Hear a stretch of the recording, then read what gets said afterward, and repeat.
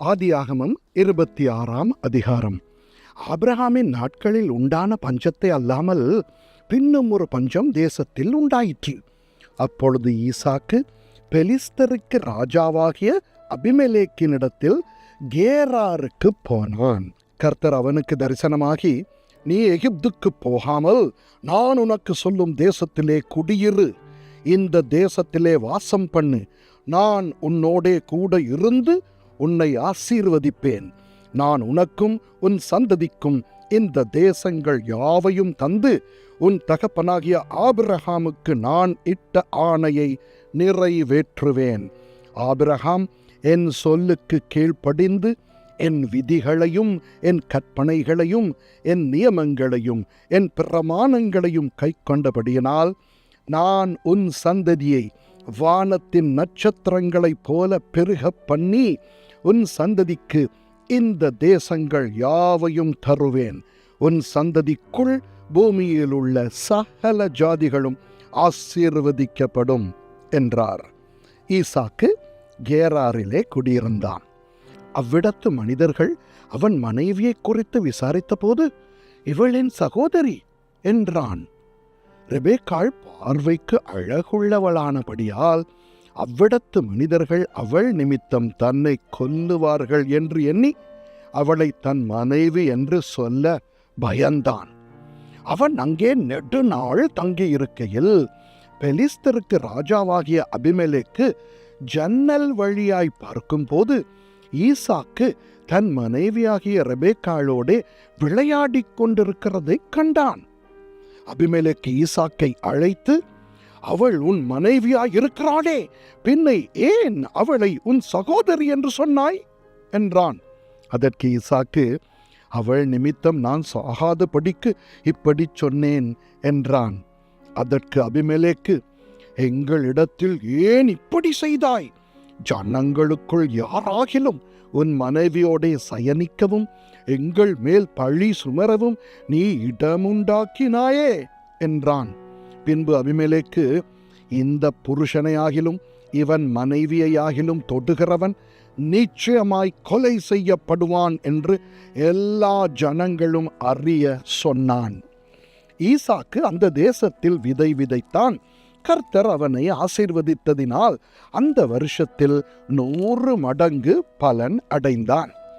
அவன் ஐசுவரியவானாகி வர வர விருத்தி அடைந்து மகா பெரியவனானான்.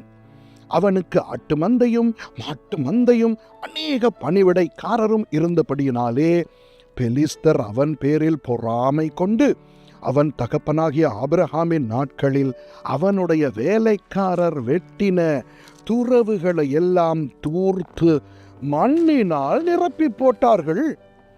அபிமெலேக்கு ஈசாக்கை நோக்கி, நீ எங்களை விட்டு போய்விடு, எங்களை பார்க்கிலும் மிகவும் பலத்தவனானாய் என்றான்.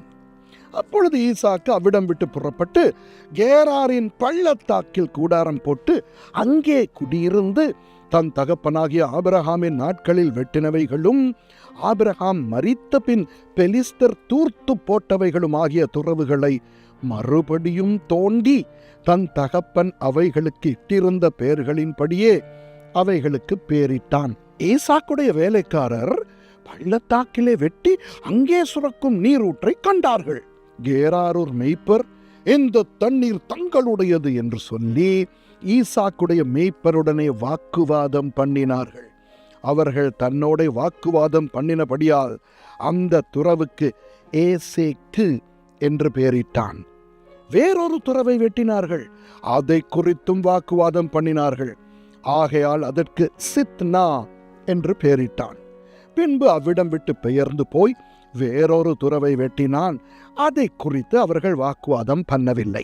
அப்பொழுது அவன், நாம் தேசத்தில் பலுகும்படிக்கு இப்பொழுது கர்த்தர் நமக்கு இடம் உண்டாக்கினார் என்று சொல்லி அதற்கு ரெஹோபோத் என்று பெயரிட்டான். அங்கே இருந்து பெயர்செபாவுக்கு போனான். அன்று ராத்திரியிலே கர்த்தர் அவனுக்கு தரிசனமாகி, நான் உன் தகப்பனாகிய ஆபிரகாமுடைய தேவன், பயப்படாதே, நான் உன்னோடே கூட இருந்து என் ஊழியக்காரனாகிய ஆபிரகாமின் நிமித்தம் உன்னை ஆசீர்வதித்து உன் சந்ததியை பெருக பண்ணுவேன் என்றார். அங்கே அவன் ஒரு பலிபீடத்தை கட்டி கர்த்தருடைய நாமத்தை தொழுது கொண்டு அங்கே தன் கூடாரத்தை போட்டான். அவ்விடத்தில் ஈசாக்கின் வேலைக்காரர் ஒரு துறவை வெட்டினார்கள்.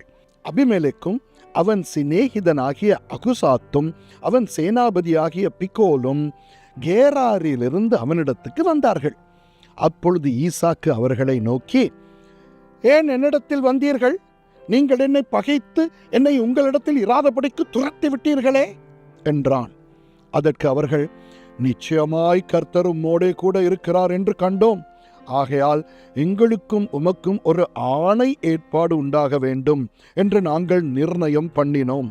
நாங்கள் உம்மை தொடாமல் நன்மையையே உமக்கு செய்து உம்மை சமாதானத்தோடே அனுப்பிவிட்டது போல நீரும் எங்களுக்கு தீங்கு செய்யாதபடிக்கு உம்மோடே உடன்படிக்கை பண்ணிக்கொள்ள வந்தோம்.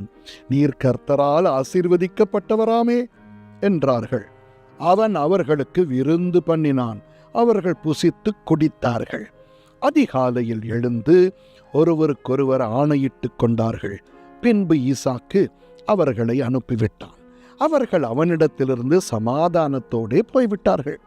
அந்நாளில் தானே ஈசாக்கின் வேலைக்காரர் வந்து தாங்கள் துறவு வெட்டின செய்தியை அவனுக்கு அறிவித்து, தண்ணீர் கண்டோம் என்றார்கள். அதற்கு சேபா என்று பெயரிட்டான். ஆகையால் அந்த ஊரின் பேர் இந்நாள் வரைக்கும் பெயர் சேபா என்னப்படுகிறது. ஏசா 40 வயதான போது ஏத்தியனான பேரியினுடைய குமாரத்தியாகிய யூதீத்தையும் ஏத்தியனான ஏலோனுடைய குமாரத்தியாகிய பஸ்மாத்தையும் விவாகம் பண்ணினான். அவர்கள் ஈசாக்குக்கும் ரெபேக்காளுக்கும் மனநோவாய் இருந்தார்கள். ஆமென்.